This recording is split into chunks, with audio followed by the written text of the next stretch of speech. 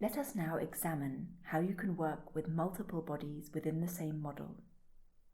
So here we have a single body, a cube. If we select even just one of its faces and then click on the copy button, we get a copy of this body, and the manipulator is already there to help us move it wherever we want. You can copy multiple bodies at the same time by selecting just one or more faces on each and hitting the copy button or the Ctrl+C shortcut, which has the same result.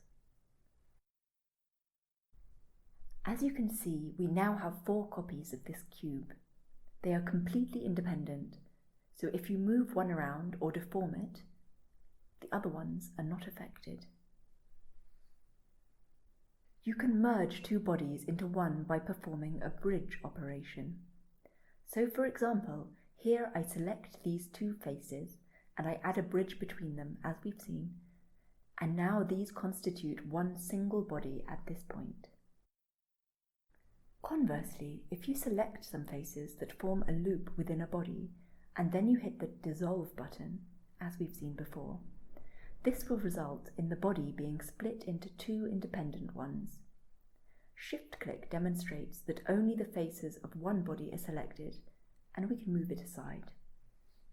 We will see in one of the following videos how you can import one or more bodies from a saved file into an existing model. One other operation we can do is select 2 vertices on 2 different bodies and then hit the J button for join. And the first vertex will move until it snaps directly onto the second vertex, like you see here.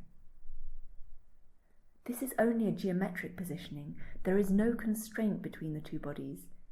They are still independent, as shift-click shows. So you can move one body apart.